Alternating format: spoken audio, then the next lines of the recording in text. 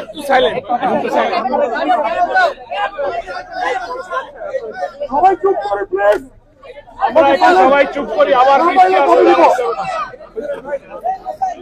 হ্যাঁ, কি নিয়ে আসলে আপনি শুরু করেন। আচ্ছা, আমরা সাংবাদিক বন্ধুগণ আসসালামু আলাইকুম। আমরা কিছুক্ষণ পূর্বে মার্কিন যুক্তরাষ্ট্রের সহকারী পররাষ্ট্রমন্ত্রীর সঙ্গে শুভেচ্ছা এবং মত বিনিময় হলো। আমাদের সম্মানিত আমিরে জামাত ডক্টর শফিকুর রহমানের সঙ্গে মত বিনিময় হয়েছে।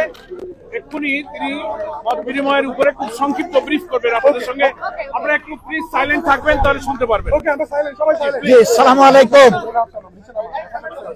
আপনারা ইতিমধ্যেই জেনেছেন মিডিয়ার মাধ্যমে এবং এখানে এসেও জেনেছেন যে আমেরিকার দুইজন ডেপুটি অ্যাসিস্ট্যান্ট ফরেন সেক্রেটারি আজকে আমাদের দেশ ভিজিট করছেন।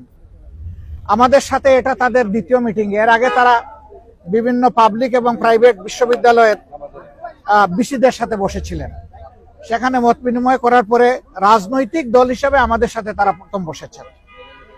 তাদের সাথে আমাদের খোলামেলা কথা হয়েছে। তারা বাংলাদেশের বর্তমান রাজনৈতিক অবস্থা জানতে চেয়েছেন। তারা আগামী ইলেকশন কখন হবে, কিভাবে হবে, এটা জানতে চেয়েছেন। তারা জানতে চেয়েছেন যে সবগুলা দল রিফর্ম চাচ্ছে, সেই রিফর্মটা কি হতে পারে, আমরা কি চাচ্ছি, আমরা যদি আগামীতে দেশের দায়িত্ব পাইতে হলে আমাদের ইকোনমিক পলিসি এবং ফরেন রিলেশনটা কেমন হবে। তারা রিজিয়নাল বিভিন্ন বিষয়ে, আঞ্চলিক বিষয়গুলো আমাদের কাছ থেকে জানতে চেয়েছেন। আমরা এই সমস্ত বিষয়ে তাদের সাথে খোলামেলা কথা বলেছি। তারা মাইনরিটি ইস্যু নিয়ে কথা বলেছেন। তারা এখানে ওমেন্সদের রাইটস নিয়ে কথা বলেছেন। তারা লেবার রাইটস নিয়ে কথা বলেছেন। আমরা এই সবগুলা বিষয়ে তাদের সাথে কনভারসেশন করেছি। এর পাশাপাশি আমরা তাদেরকে অনুরোধ করেছি যে আমাদের দেশ এখন একটা ক্রিটিক্যাল জাংচারে আছে, একটা ক্রুশিয়াল টাইম পাস করছে। এই সময় আমেরিকার পক্ষ থেকে 37% যে ট্যারিফ ইম্পোজ করা হয়েছে, এটা যেন তারা পুনর্বিবেচনা করেন এবং আমরা অনুরোধ করেছি আমাদের এই অনুরোধ তারা যেন পৌঁছে দেন। আমরা জানি ইতিমধ্যে আমাদের সরকারের পক্ষ থেকে একই অনুরোধ ফরমাল চিঠির মাধ্যমে জানানো হয়েছে।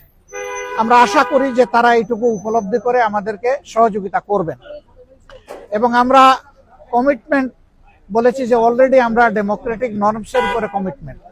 আমরা আমাদের দলের ভিতরে গণতন্ত্র চর্চা করি এবং আমরা একই গণতন্ত্রের চর্চা করতে চাই। এর জন্য আমাদের যা করণীয় তাই আমরা করব। উদাহরণস্বরূপ আমরা বলেছি যে প্রত্যেকটা ক্রেডিবল ইলেকশনে আমরা অংশগ্রহণ করেছি, কম হোক বেশি হোক সংসদের ভিতরে আমাদের সংসদ সদস্য ছিলেন। At the same time election যখন বাংলাদেশে একবার মৃতপ্রায় হয়ে গিয়েছিল এরশাদ সাহেবের সময়, তখনকার আমির অধ্যাপক গোলাম আজম সাহেবই ইলেকশনকে জীবন ফিরিয়ে দিয়েছিলেন কেয়ারটেকার সরকারের ফর্মুলা প্রস্তাবনার মাধ্যমে, যেটা পরবর্তী পর্যায়ে বাংলাদেশের সংবিধানে অন্তর্ভুক্ত হয়েছিল। কিন্তু দুঃখজনকভাবে আওয়ামী লীগ এসে দলীয় স্বার্থে এটাকে সংবিধান থেকে নির্বাসনে পাঠিয়ে দিয়েছিল। এখন আবার সারা জাতি এটি চাচ্ছে এবং আশা করি আমরা এটা আবার পুনঃপ্রতিষ্ঠিত হবে। আমরা আগামী নির্বাচনটা পিয়ার ভিত্তিতে করতে চাই, যেটা ইতিমধ্যেই আমরা বলেছি, আপনারা জানেন। কেন চাই সেটাও আমরা বলেছি, আপনারা জানেন, নতুন করে বলার দরকার নেই। তারা শুধু এতটুকু জানতে চেয়েছেন যে আমরা কখন এই নির্বাচনটা অনুষ্ঠান দেখতে চাচ্ছি।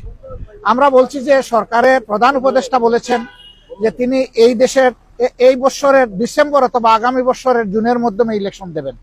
আমরা তার কমিটমেন্টে তিনি ঠিক আছেন এটা দেখতে চাই। আর আমাদের ভিউ হচ্ছে যে এটা রমজানের আগেই শেষ হয়ে যাওয়া দরকার।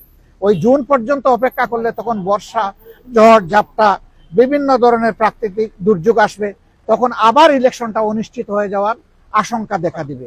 আমরা এই জন্য চাচ্ছি ওই আশঙ্কার আগেই, রমজানের আগে যাতে এটা হয়ে যায়, আমরা সেটা আমাদের মত। আমরা বলেছি যে এরকম